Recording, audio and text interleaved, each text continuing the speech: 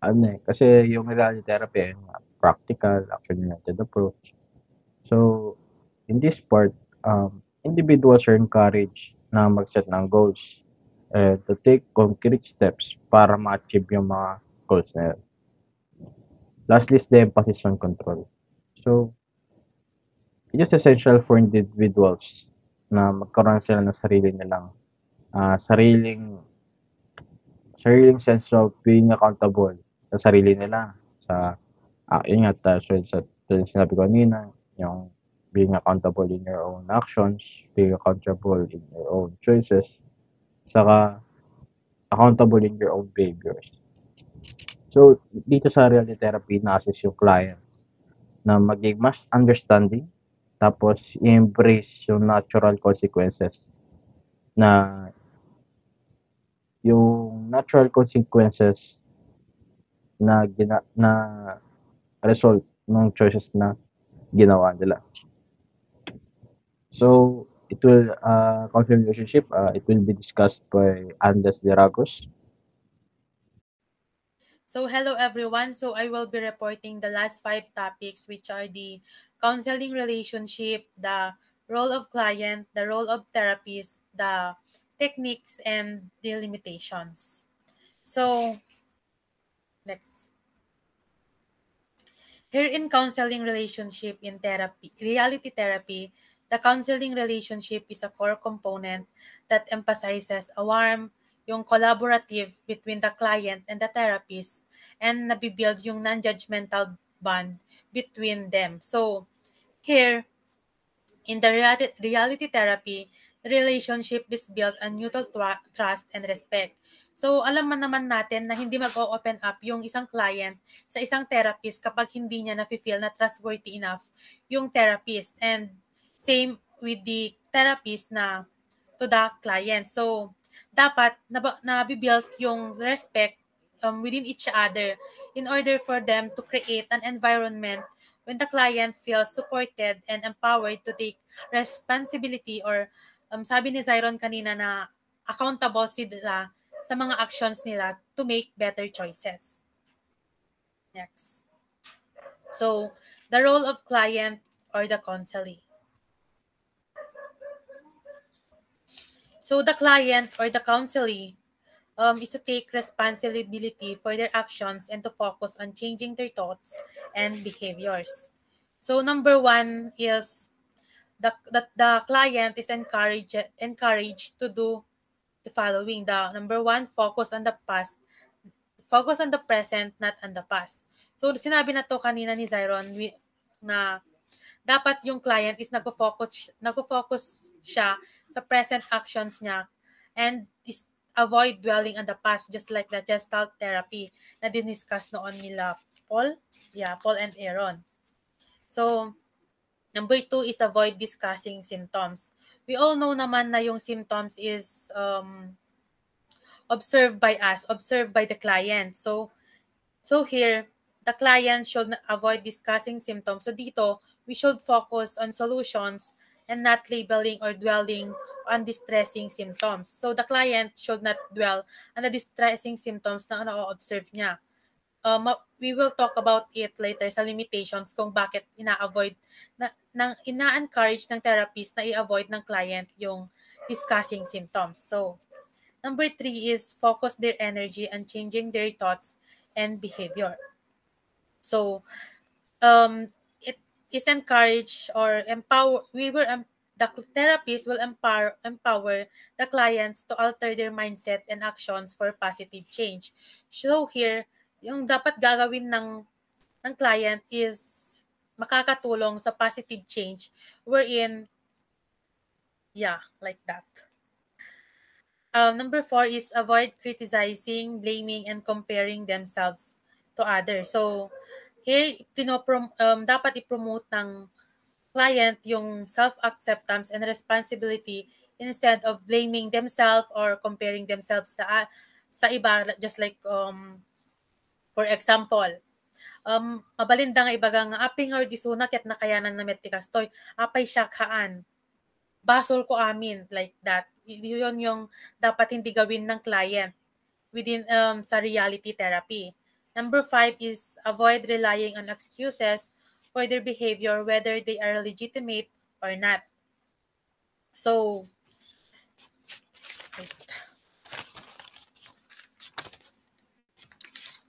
so the client are encouraged to take responsibility for their action regardless of external factors. Kaya nga sabi dito, legitimate, kahit na okay yung excuse niya, dapat hindi pa rin tanggapin yon kasi um, dito sa reality therapy, may action plan na magaganap. So here, number 6, ito yung sinasabi ko na make specific plans or goals.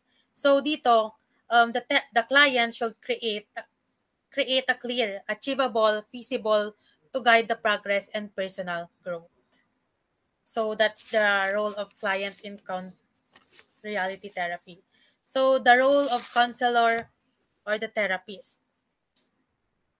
So the therapist's role in reality therapy is to help clients focus on what they can do and steer them away from focusing on their past instead of the present. So paulit-ulit naming sasabihin sa reality therapy na the client or the therapist or the both party should focus on the present and avoid dwelling on the past. So the therapist will focus on modifying actions to change their behavior. To change the behavior of the client pala. So, focus on relationships. Reality therapy aims to help individuals. So the counselor or the therapist helps individual understand the impact of relationships on their well-being. By identifying and addressing dysfunctional patterns, the therapist assists clients in making more effective choices that promote healthier connections both with other and with themselves. So number 2, therapist connection. We all know na hindi magiging successful ang isang therapy kapag walang therapy connection, wherein dito binibuild ng counselor or the therapist a strong and trusting relationship between the therapist and the client is central to reality therapy. The therapist fosters this connection through empathy, respect, and non-judgment, creating an environment where the client feels safe to explore their issues. This relationship itself become a critical tool for healing and self-exploration of the client. So here, number 3 is model for external relationship. So yung therapist, um, parang siya yung nagiging model for external relationship ng isang client. So, the therapist model healthy interpersonal behavior during sessions. By demonstrating effective communication, conflict resolution, and empathy, the therapist show how to manage and improve relationships, offering a blueprint that clients can apply outside of therapy. So, number 4 is safe environment. So, the therapy should provides a safe space to learn and strengthen relationships skills. So, the therapist creates a non-threatening space where the client can feel safe or nafe-feel niya yung na trustworthy yung clients to explore difficult emotions and behaviors. So this environment encourage clients to take responsibility for their actions while learning to trust and take risks in relationships. So number 5 is application in daily life. Skills and method developed in therapy can be applied to improve external relationships. So reality therapy emphasizes the application of the skills learned in therapy to real-life situations. The therapist guides clients in practicing these skills such as effective communication and problem-solving within the context of their daily relationships and challenges. So number 6 is the outcome. Successful application of these skills often leads to a more fulfilling life.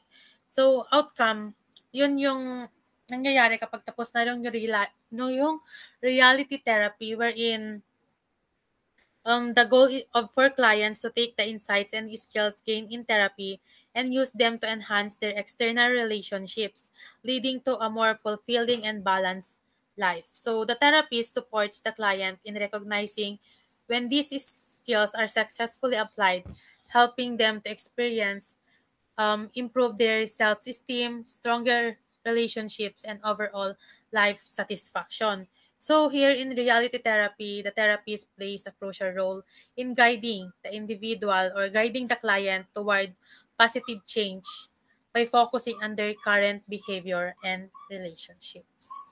So that's the role of the client. So the counseling techniques of reality therapy. So there are 8-step approach. Number 1 is establish a trusting, supportive relationship with the client to promote open communication. So sinabi ko na kanina to na um, dapat mabuild yung trust, dapat mabuild ang trust ng isa't isa in order for them to, sabi nga dito, promote open communication. Because hindi open up yung client sa isang therapist kapag hindi niya nafe-feel na trustworthy, gaya ng sabi ko kanina. So, the therapist establish a warm, trusting relationship with the client, making them feel safe to express themselves, express their problems, or makakapag-open up sila sa mga kung bakit sila nasa therapy na iyon. So, for example, for that is the counselor builds trust by saying, I'm here to help you. Andito lang ako to help you find solutions that mag-work sa problem mo. So let's talk about what's going on. Maaari niya yung sabihin sa client niya in order for the client to build trust or to mag-open up sa kanya about sa problem niya. So number 2 is focusing on current behavior. Ito na naman yung sinasabi namin dito sa reality therapy na mag-focus lang tayo sa current behavior. So, nandito na sa PowerPoint, the focus is on the here and now behavior and its ramifications. That behavior is self-selected and so the consequences are inflicted. So here, the client is encouraged to focus on their present behavior and its impact. So yung present behavior nila ay yung ina-encourage dito na mag-focus sila sa present behavior ng client and kung ano yung effect or impact nito na in recognizing that they have control over their actions. Dito, yung client yung may control. Sinabi na ni Zyron kanina, di ba? Na client are in their control of their own actions. So, the counselor may ask that, what are you doing right now when you should be studying and how it is affecting your grades? So, example is, a student struggles with procrastination and poor time management. Procrastination is nag-focus sila sa less important kaysa sa mas important. So, for example dito, mas nag-focus yung client sa pag-cellphone kaysa mag-review even though may test na siya bukas. So, maaaring tanungin ng counselor yung client na ano yung ginagawa mo ngayon instead of nag-aaral and paano ito nakakaapekto sa pag-aaral mo. So that is focusing on current behavior. Next. So having client evaluate behavior. So clients are made to look critically at their own behavior and to judge whether or not the behavior is in their best interests. Clients determine what is good for themselves and for those around them who cared about them. So the client critically evaluates. Ine-evaluate nila yung own behavior nila and ginajudge nila kung yung behavior na ba nila ba na iyon, yung behavior ba nila na iyon is stay in their best interest. So evaluates their behavior aligns with their values and goals. So they determine if it's helping or hindering their well-being or relationship. So, i-evaluate nila kung nakakatulong ba yung pagsi-cellphone sa pag-aaral niya. Parang ganon. So, connected siya sa number 2 na yung focusing on current behavior. So, i-determine niya kung nakakatulong ba yung pag-cellphone sa pag-i-study niya or mas nakakatulong na mag-aral siya para sa grades niya. So, the client may reflect or maaari niyang sabihin na, I keep putting off studying and my grades are dropping. It's really stressing me out. Like that. So, number 4 is making an action plan.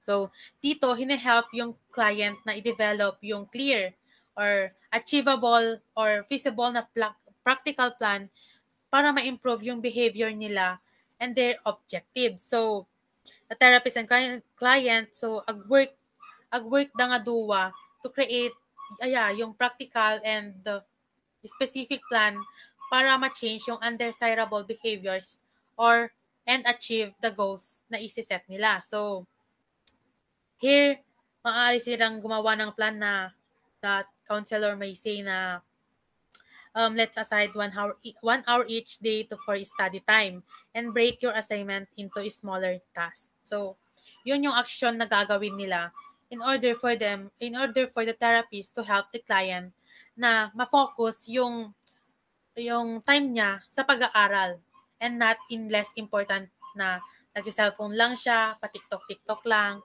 ganun. Next.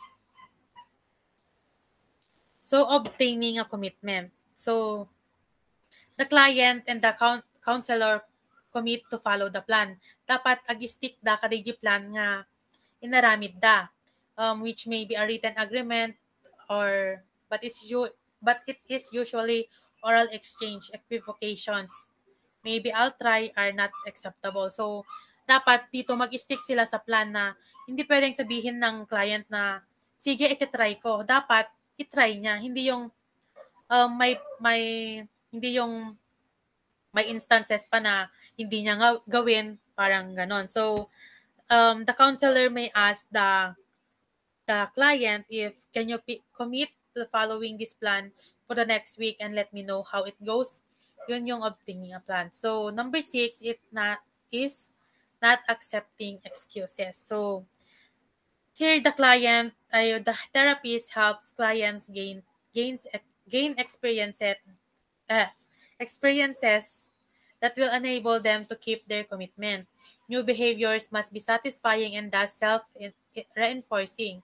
Clients cannot accept or make excuses for failure to keep commitment. So here, the therapist helps client take responsibility. So dapat tinutulungan dito ng therapist yung client na maging accountable for their behavior and dapat i-avoid nila yung excuses. So the focus in not accepting excuses is that finding ways to ensure that the new behavior are satisfying and self-reinforcing. So, kunwari, sinabi ng client na, I'm too tired to study, I'm too tired to review for the upcoming exam, wherein nagawa na nila yung plan na mag-aaral sila.